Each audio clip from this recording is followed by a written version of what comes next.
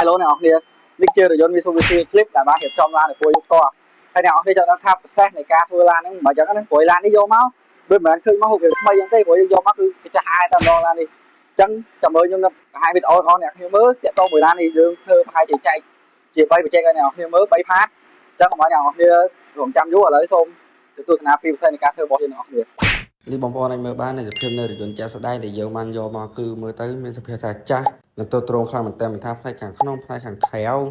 ឬក៏ផ្នែកជើងក្រោមទេគឺចាស់ហើយតែថាវាអត់ពុកផុយទៅដល់សាក់ស៊ីទេគាត់ថាវាចាស់តាមអាយុកាលនៃឡានហ្នឹងគិតមើលទៅវាចូល20 30ឆ្នាំដែរឡាននេះចឹងគឺវាមិនធម្មតាទេចឹងទៅពេលយើងពិនិត្យមួយហើយគឺយើងចាប់ផ្ដើមលាងសម្អាតទាំងការបាញ់សាប៊ូនិងការលាងទឹកធម្មតាហ្នឹងដើម្បីយើងពិនិត្យមើលបន្ថែមថាកន្លែងណាដែលយើងត្រូវការជួសជុលឬក៏មិនចឹងទៅហើយនេះគឺជាសកម្មភាពផ្សេងៗដែលយើងបានធ្វើការ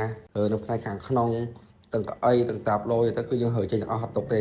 ហើយនេះចឹងគឺជាកន្លែងដែលកាយគេពីមុនចឹងគឺយើងត្រូវការកាត់វាចោលយើងទុកទេបើយើងទុកមើលទៅវាអាក្រក់មើលចឹងណាហើយបងប្អូនមើលបានពីសកម្មភាពធូរធូរនៃការរៀបចំហើផ្នែកខាងក្នុងផ្នែកអីរបស់យើងហ្នឹងគឺរើចេញទាំងអស់ហ្មងអត់ទុកទេដោយសារតែយើងទុកគឺទុកតែសាច់ដែកឡានតែប៉ុណ្ណោះដើម្បីយើងធ្វើការខាត់បាញ់ថ្នាំឲ្យវាឡើងមកវិញមើលទៅខ្ចីញញតែម្ដងនេះគឺជាផ្នែកខាងក្នុងដែលយើងបានរើចេញមកអស់ហើយគឺនៅសល់តែតួឡានទេគឺបងប្អូនឃើញចឹងគឺវាឆេះអស់ហើយទៅគឺវាដោះស្នំដល់ឡើងពេញហ្នឹងមកទៅក៏ខិចមែនតើចឹងយើងអត់ចាំយូរទេគឺយើងធ្វើការលាងសម្អាតលាងអីវាមកវិញឲ្យស្អាតតែឲ្យខ្ចីញញតែម្ដងផ្នែកខាងក្នុងដូចឡានថ្មីចឹងណាហើយបន្ទាប់ពីយើងបានរៀបចំផ្នែកខាងក្នុងបានខ្លះហើយគឺយើងចាប់ផ្ដើមទៅលើការតម្លាក់ម៉ាស៊ីនដូចបងប្អូនឃើញចឹងការតម្លាក់ម៉ាស៊ីននេះឃើញយើងមើលទៅ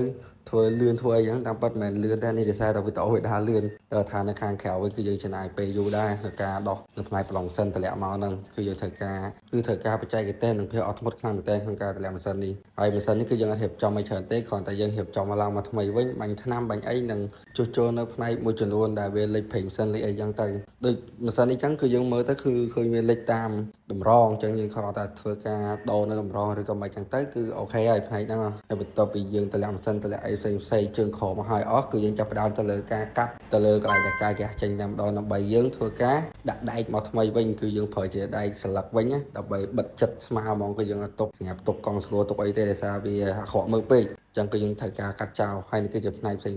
ទៅផ្នែកជើងខមទាំងកន្លែងកាយគេហើយហ្នឹងគឺយើងតម្លាក់មកអស់ហើយដូចបងប្អូនឃើញចឹងសភាពវាគឺចាស់ខ្លាំងមែនតើវាមិនចាស់ធម្មតាដោយសារវាឡានហ្នឹងវាច្រើនឆ្នាំចឹងវាសភាពតែប៉ុណ្្នឹងឯងយើងមិនថាតម្លាក់ប៉ុណ្្នឹងហើយអស់មិនថាឡានហ្នឹងអត់សម្អាតម្ដងទេគឺយើងត្រូវការសម្អាតម្ដងទៀតឲ្យវាស្អាតជាងហ្នឹងដើម្បីយើងធ្វើការឡើងផ្លាំងកូតនិងធ្វើការផ្សារប៉ះប៉ូវនៅកន្លែងដែលខ្វះខាតចឹងយើងធ្វើការលាងជំរះវាមកតង់ទៀតអាហ្នឹងគឺអូខេយើងចាប់ផ្ដើមធ្វើការងារយើងតាមម្ដងទៅលើផ្នែកជើងក្រោមឬក៏ផ្នែកមួយចំនួនដែលមានបញ្ហាពុកផុយហ្នឹងយកបន្ទាប់ពីយើងបានលាងផ្នែកជើងក្រោមឲ្យផ្សេងនៃឡានហ្នឹងមកគឺយើងចាប់ផ្ដើមទៅលើការខាត់សម្អាតនៅម៉ាស៊ីនសិនដោយសារផ្នែកនោះយើងទុកឲ្យវាស្ងួតសិនទៅគឺយើងទុកពេលនេះមករៀបទៅលើផ្នែកប្លង់សិនវិញគឺយើងត្រូវការយកម៉ាស៊ីនទៅដោះខាត់ឲ្យមើលទៅខ្ចីអញ្ចឹងបងប្អូនចាំមើលថាស្អាតម៉ាស៊ីននេះចាំមើលយើងរៀបចំហើយណាបងប្អូនដូចយើងឃើញនេះគ្រាន់តែយើងដោះខាត់ប៉ុណ្ណឹងគឺថ្មីជ្រុលប៉ុណ្ណឹងឯងអញ្ចឹងក្រហមតែយើងបាញ់ឆ្នាំទៀតវាខ្ចីញញប៉ុណ្ណា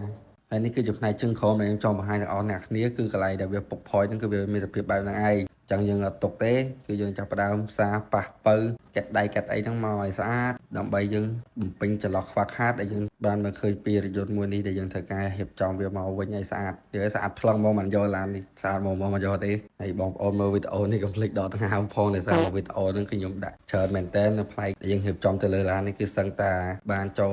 30-40%ហើយទៅលើឡានហ្នឹងចឹងគឺខ្ញុំសង្ខេបចូលនៅក្នុងតែម្ដងចឹងកុំឲ្យបងប្អូនពិបាកចាំមើលមួយផាតខ្លីៗពេកវាអត់សូវល្អមើលចឹងគឺខ្ញុំដាក់ពេញតែម្ដងចឹងនៅផាតហ្នឹងគឺខ្ញុំបង្ហាញតែប៉ុណ្្នឹងទេចាំមើលផាត2ខ្ញុំនឹងបង្ហាញដល់អ្នកគ្នាឲ្យច្រើនជាងហ្នឹងទៀត